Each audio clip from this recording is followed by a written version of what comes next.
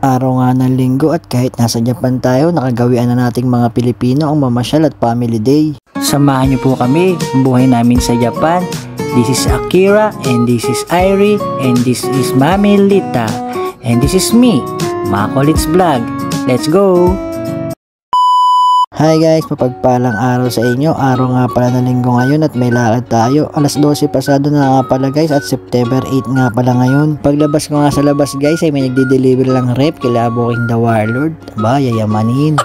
Ibang lahi nga pala yung nag-deliver na yan guys. Second hand lang nga pala yung rep pero mukhang medyo bago pa. Nahirapan nga pala ipasok yung rep kasi medyo masikip yung mga daanan kaya shortcut na lang. At pumasok na nga tayo dito sa bahay guys at maliligo na tayo para makaalis na. At naka-ready na nga yung mga kababaihan. Excited nga pala yung mga bata guys kasi bibihira naman sila makagala dito sa Japan. Aral bahay lang sila. Kaya nga pag sinabi ng mami nila na mamamasyal siguradong ang bibilis kumilos. Pero pag mag-aaral ang tatagal kumilos.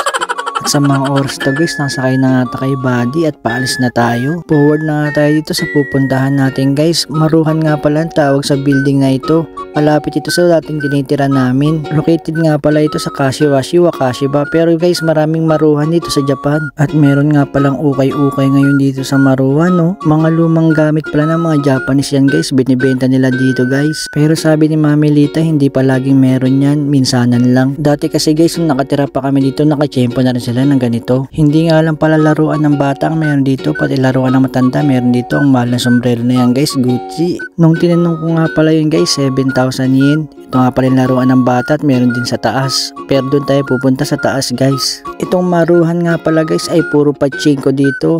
Slot machine kung tawagin. At after nga natin tumingin ng mga damit dito sa ukay-ukay, bibili muna tayo dito sa Gyomu Supermarket. Dito nga tayo bibili ng mga mangunguya doon sa taas at paglalaroan nila. Wala kasing bilihan ng pagkain doon guys sa may paglalaroan nila, kundi inumin lang. Kaya dito kami bumili sa ibaba. Sa second floor nga pala yung pupuntahan namin guys. Bakit na nga tayo sa mga oras na ito? At ito nga pala yung paglalaroan nila guys.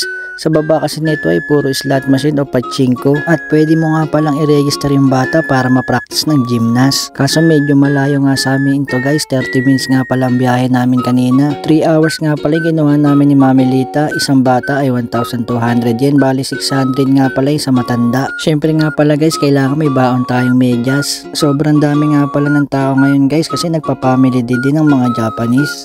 Bali naghahanap nga kami ng mapipwestohan dahil puno nga yung mga lamesa guys. Renovate nga pala to ngayon guys, medyo gumanda ngayon at medyo nadagdagan ng mga laruan. Si Mami Lita pil na pil yung nakapaa. Siya nga pala guys, meron din palang laruan na malapit sa amin pero mas pinili ko to kasi dito guys ay may libreng massage chair, unlimited guys. Bali maganda pala yung napwestohan natin guys, katabi yung massage chair. Para sa akin talaga to ngayong araw na ito. Para habang naglalaro yung mga bata, tamang pamassage lang tayo guys. Ang dami talagang tao ngayon, halos siksikan din. May mga kanya-kanyang baon nga rin pala sila guys kasi wala talaga mabibilihan dito. Kaya kung gusto nyo pumunta, magbaon na lang kayo. At nandito na nga tayo sa massage chair. Tamang pamassage lang si Makolits Vlog. Nung dating nakatira pala kami malapit dito guys ay madalas kami dito sa maruhan. Kaso ngayon medyo lumayo tayo kaya madalang na lang tayo pumunta dito. Siya nga pala guys, pwede rin pala kayo makipaglaro sa mga bata. US LAN nga pala yung tawag sa palaroan na ito. Nakakamiss tuloy sa Pilipinas sa ASM yung Kidsonia. Si Ate Akira lumalaki na nga pala. Nung pumupunta kami dati dito noon, napakalit pa ni Ate Akira. Ngayon ay malaki na. Si Iron na lang ang nababagay dito. Tingnan mo yung dalawa, busy.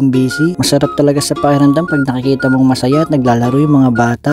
Dito kasi sa Japan guys, bibihira mangyari ito kapag rest day lang namin mag-asawa. Saka dito sa Japan guys, ang bilis ng panahon. Si Irie dating baby lang, ngayon napakalaki na rin. Susunod dalaga na to. Pag nakakakita nga ako ng palaruan guys, parang gusto kong bumalik sa pagkabata. Yung walang problema ba? Sigurado naman, sulit naman siguro yung 3 hours sa dalawang bata na ito. Si Mami Lita nga pala guys ay tamang cellphone lang doon sa table. Mamaya siya naman ang makikipaglaro dito sa mga bata. Tayo tamang sipat-sipat lang muna dito. Tinitingnan lang natin kung may magandang view. Yung ngiti nga dito ni Bunsong Irie, todo bigay. Sabi ko nga kayo na guys, may nag-gymnast dito. Kaso magre-register kayo at may bayad dyan para turuan kayo ng mga teacher. Nasa kaya si Mami Lita? Ayun, nasa massage chair.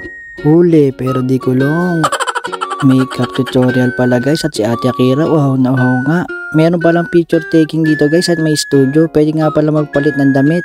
Kaya si Irie ay pipicturean namin at mamimili kami ng susuotin. Bale guys, nakapili na nga pala si Mami Lita. At ito ay naayusan na nga si Bunso. At kulay red nga pala yung napili. At dalawa nga palang kuha ang gagawin ni Mami Lita. May dressing room naman guys. Pero nga pala guys, bali cellphone nyo lang ang gagamitin nyo. Free nga lang pala yung studio. Beige pala yung unang sinuot ni Bunsong Irie. Pictorial na guys. Syempre guys, huwag natin kalimutan yung face check. Baka masama tayo sa camera. At supportive mami talaga at supportive ate Akira. Ang ganda naman talaga ni Bunsong Irie dito. May hawak pang bulaklak. Parang di yata tayo sinasama sa picture taking guys. Sasama ko na nga na si Bunsong Irie muna dito sa palaruan ulit. Tapos na nga pala siyang picturean guys at hindi ko nakuhaan yung isa. After nito si ate Akira nga naman nakukuha ni Mami Lita. After nito guys ay uuwi na tayo. Hindi ko na nga pala nakunan lahat guys kasi nalobat tayo. Kaya malapit na pala kami sa bahay nito. Forward na nga rin pala tayo dito sa bahay at bumili lang kami ng pork chop guys. Hindi na nga kami kumain sa labas para nakatipid tayo. At syempre guys, kahit gumastos tayo ay masaya naman ang mga bata. Kaya hanggang dito na lang yung vlog natin guys. See you next vlog. Bye!